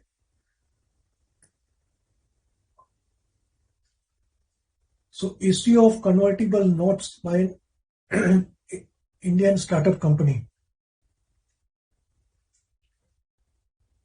So in this case, the governing regulations are also separate. It is Rule 18 of NDA rules. A person resident outside India, now again the same condition related to citizen of Pakistan, Bangladesh, etc. So a person resident outside India may purchase convertible notes issued by the Indian startup company for an amount of 25 lakh rupees or more in a single tranche. So what is convertible note? So here is the definition of convertible note defined under Rule 2 Clause E, which specifically defines convertible note as an instrument issued by a startup company acknowledging receipt of money initially as debt repayable at the option of the holder, or which is convertible into such number of equity shares of that company within a period not exceeding 5 years from the date of issue of convertible notes, upon occurrence of specified events as per the terms and conditions agreed and indicated instrument. So the first condition is it is issued as per the terms and conditions of the instrument which is issued by the startup company. Another condition is the convertibility of its note, which is convertible into such number of equity shares within a period of not exceeding 5 years. So within a 5 years, it has to be converted into equity shares from the date of issue of convertible note. So a startup company engaged in a sector where investment by a person resident outside India requires government approval may issue convertible notes to a person resident outside India subject to the approval.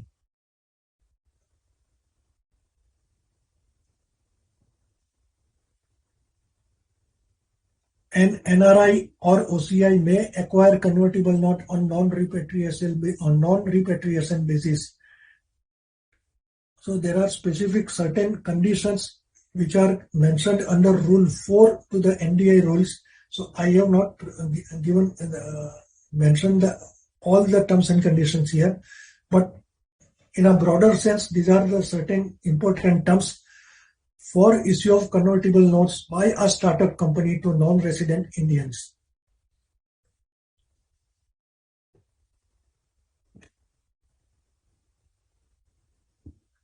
So what about the payment for convertible notes? So a startup company issuing convertible note to a person resident India shall receive the amount by inward remittance through normal banking channels or by debit to the existing NRE, FCNR account maintained by the NRI in accordance with the FCNR, that NRI Foreign Exchange Management Deposit Regulations. So how the remittance can be made to the company issuing convertible notes? So by inward remittance to normal banking channels, or by using the existing NRE FCNR account maintained by the person concerned in accordance with the Foreign Exchange Management Deposit Regulations. Repayment or sale proceeds may be remitted outside India or credited to NRE FCNR account maintained by the person concerned in accordance with the Foreign Exchange Management Deposit Regulations. So these are the conditions for issue of convertible notes by a startup company to the non-resident Indian.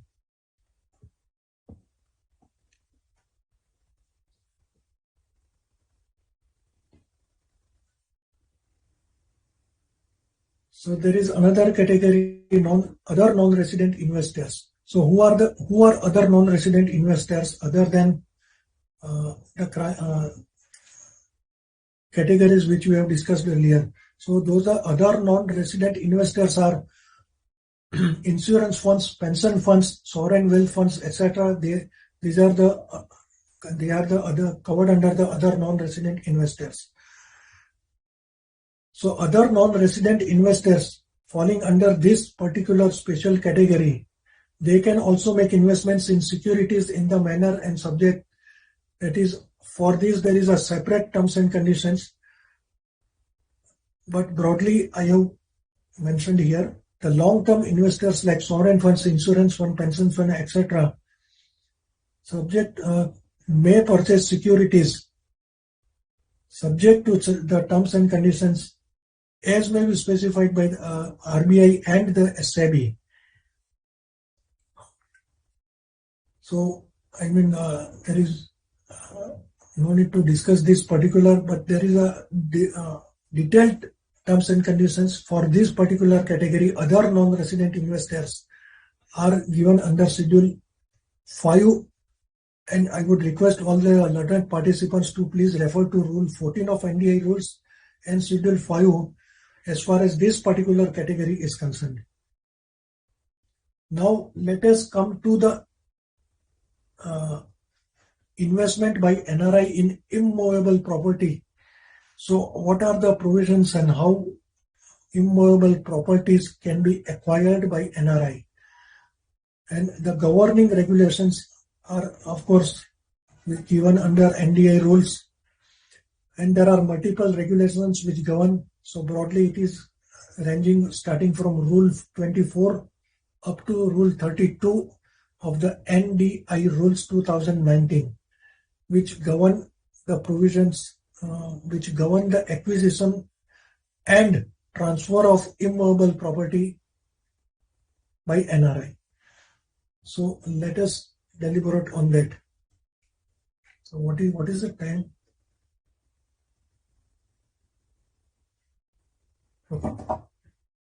So an NRI OCI may acquire immovable property in India. Again, there is a restrictions other than agricultural, plantation, etc. NRI OCI can acquire immovable property. Consideration for transfer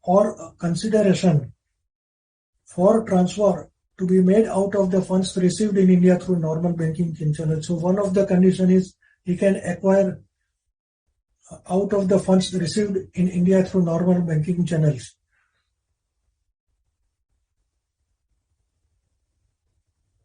Or out of the funds in the non-resident account, existing NRE account maintained in accordance with the provisions of.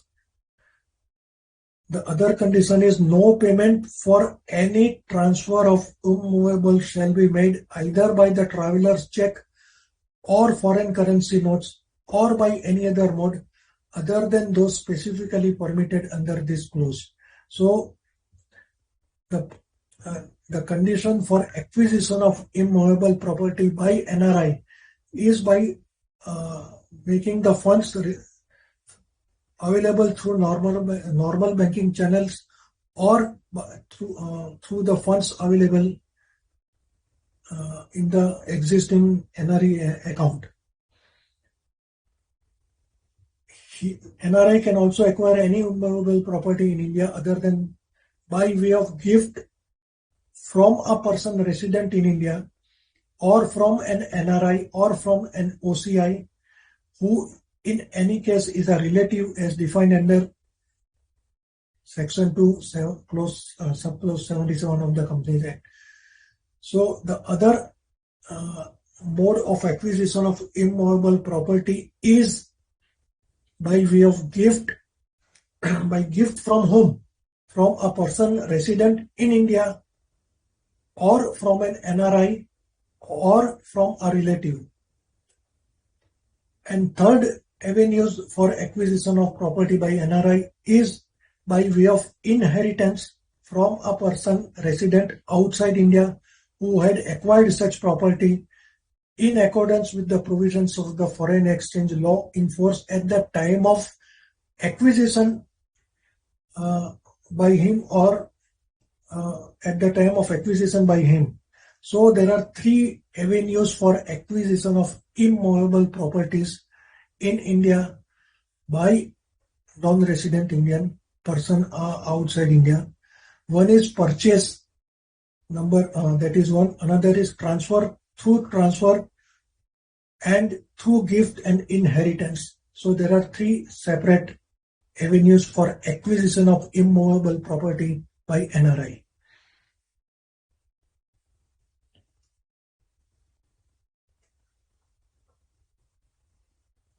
NRI can transfer any immovable property to a person resident in India. NRI may transfer any immovable property subject to agricultural land, plantation, etc. to an NRI or an OCI. No permission is required by Indian citizen resident outside India for acquiring immovable property in India other than agricultural. Now, the other important aspect is whether the immovable property can be acquired jointly along with the spouse. So there are separate separate conditions for that, for acquisition of property in case of joint acquisition along with the spouse. So a person resident outside India, not being, and here also there is a condition, a person resident outside India, not being an NRI or OCI, who is a spouse of an NRI or OCI, can acquire one immovable property jointly with his or her NRI or OCI spouse, subject to satisfying the conditions related to payment and maintenance of NRE account. So a property can be acquired jointly by person resident outside India. One immovable property, there is a cap on acquisition, one immovable property with jointly with his or other NRI spouse. So the second condition, no payment for transfer, for any transfer of immovable property shall be made either by traveler's check or foreign currency notes. The same conditions which are applicable in earlier for inward remittance and amount available in NRE account. The other important condition for acquisition of joint property by NRI is provided that the marriage has been registered and subsisted for a continuous period of not less than 2 years immediately preceding the acquisition of such property. So an important condition for acquisition of property jointly with spouse, one condition, the marriage must have been registered. So if, as an advocate in my language, if I say in this for this particular condition, there is a likelihood that the legal issues, serious legal issues are likely to arise, because if I look at from a law point of view, as far as registration of marriage is concerned, so registration of marriage means a marriage certificate must have been issued by the concerned municipal authority. So the certificate cannot be obtained from, say, local pandit who has done some ritual rites. So that is the legal hurdles are likely to arise. So marriage certificate should be legally issued by the concerned municipal authorities, and that's another condition. The marriage should have been for a continuous period of not less than 2 years preceding the acquisition of such property. So these are the two main conditions. Otherwise, they cannot acquire property jointly. The third condition, the non-resident spouse is not otherwise prohibited from such acquisition. So here it is a point of deliberation. Not otherwise prohibited is again a point of legal dispute. So there can be a legal dispute already existing in a court of law. So in that case, there is a prohibition, or maybe some statutory authorities have some attachment, maybe kind of thing. That is what I personally believe, because there is no reason specifically mentioned as far as this particular restriction is concerned. Otherwise, the non-resident spouse is not otherwise prohibited.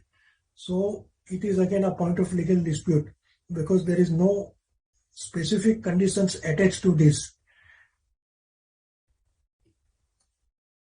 So this is a long-term visa holder. I do not want to deliberate on this right now, because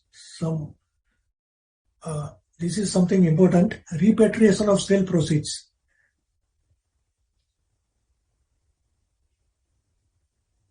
A person, or referred to in section 6 subsection 5. So if I have to refer section 6 subsection 5 of the FEMA Act, let me refer for the benefit of our participant.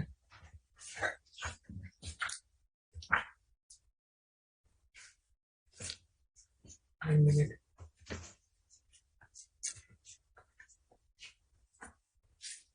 Just give me half a minute.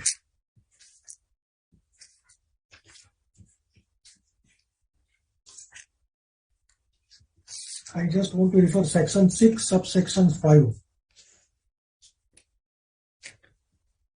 The section 6 subsection 5 only states that a person resident outside India may hold, own, or transfer or invest in India, or invest in Indian currency, security, or any immovable property situated in India if such currency, security, or property was acquired, held, or owned by such person when he was resident in India, or inherited from a person who was a resident in India.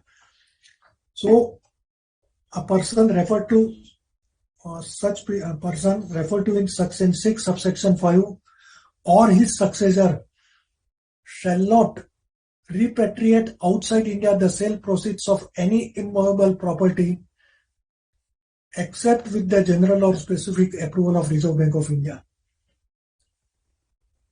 In the event of sale of immovable property other than agricultural, etc., the authorized dealer may allow repatriation subject to the certain conditions. One is the immovable property was acquired by the seller in accordance with the provisions of the foreign exchange law in force at the time of acquisition. And the second condition is the amount for acquisition of the immovable property was paid in foreign exchange received through normal banking channels, or out of the funds held in foreign currency, or out of the funds held in non-resident external account. The default in repayment of external ECB. So lenders permitted to sell the immovable property. This is a different issue.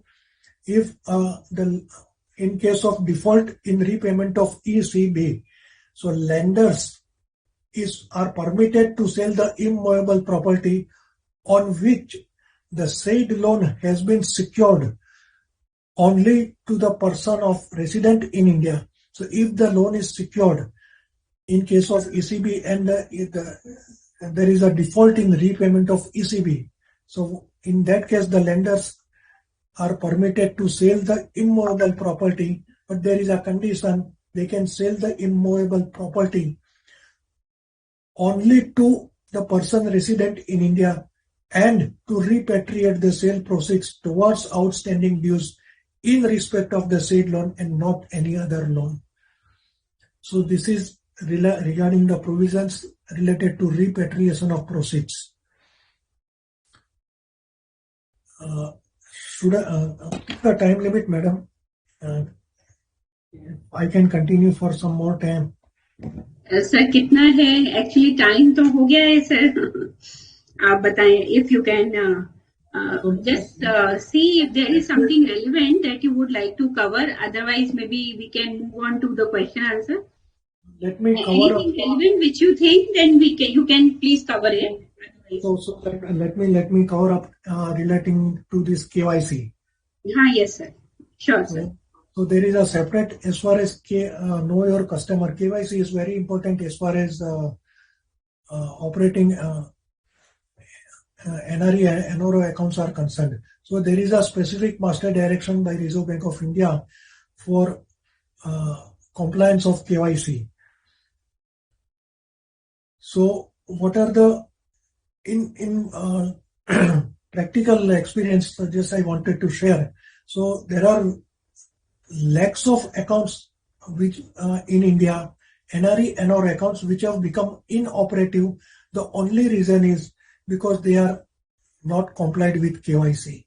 So in a couple of my case, even the account holder are ready to donate the money.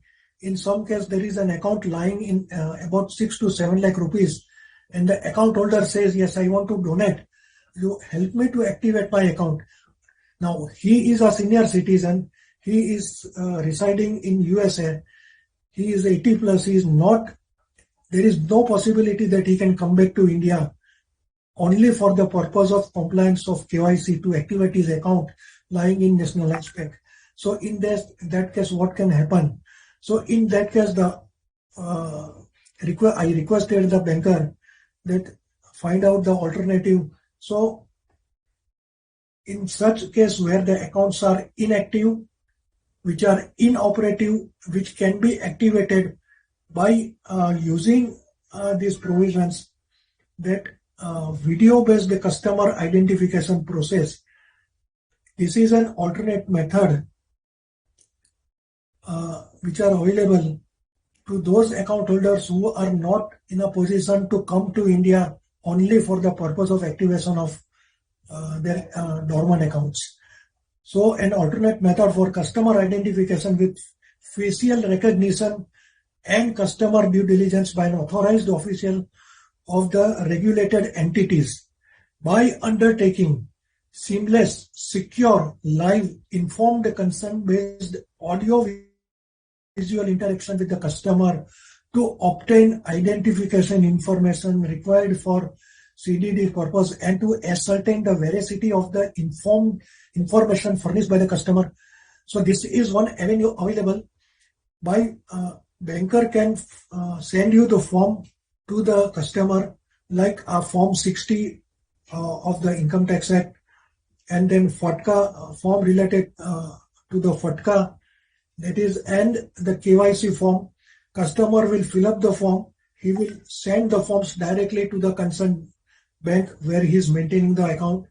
And for KYC, he can, through video-based identification process, the KYC can be complied with. So this is, I think, for dormant accounts, this can be done so that the huge crores of accounts which are lying in dormant account can be utilized.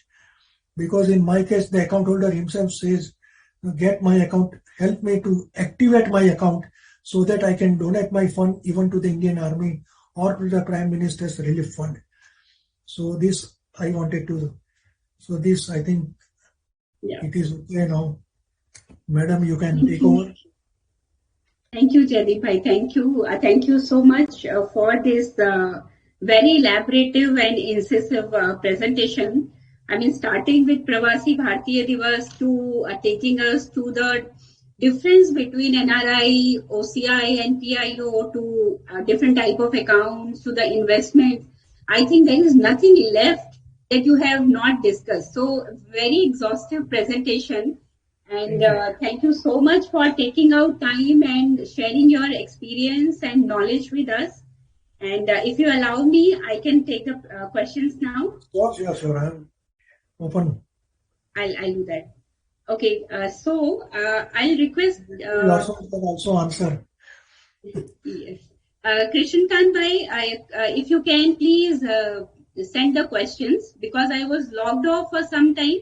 I think the questions are not there. Or if there are more questions, you can send through in my mail. I can. Yeah. I'll take what is appearing. If CCPs are issued and not converted within the prescribed timeline, what are the consequences? Kindly guide. Okay. So even I like to look at even SEBI guidelines also. I need to, because here SEBI guidelines is also involved. I mean, madam, you can also throw more lights on that. Yeah. So I think if CCPs are issued and not converted, first of all, besides being non-compliance under Foreign Exchange Management Act, we'll have to see whether this will become deposits, and then the consequences under Companies Act will also follow. Okay, I'll take the question. Whether the nominees of immovable property who are NRIs can get the funds repatriated to them once the property devolves on them on the death of parents. If so, what is the procedure to be followed? I think the condition says that the nominees should also have NRE NRO account. That is what that condition says. That I only right now I have to go back to the slide, but that is what the condition says. So according to me, in that case, if he is having an NRE NRO account, he should be able to repatriate. Yeah, see, it is another question. The next one, I think, Jadip bhai, you may club these two questions. Okay. A foreign citizen of Indian origin desires to dispose of immovable property in India inherited from his parents and repatriate sale proceeds thereof immediately after working out his tax liability on long-term capital gain. Is he required to wait till filing his return of income on the or the amount can be repatriated on the basis of sale consideration? No, I exactly did not understand his because it is tax part. Perhaps I would not like to comment at this stage right now. The question is about filing of return of income. Exactly. I mean, see, I'm clubbing the two. Allow me to answer, Jadibhai. Can I do that? Sure. Please go ahead. So, under Section 6, a person resident outside India can inherit the property. And once he has inherited any property, the proceeds can be repatriated. That's the answer to the first question, which was raised by the participant. And the second question was that if the tax has been fully deducted and paid to government exchequer, and however return of income is not filed, can the amount be repatriated?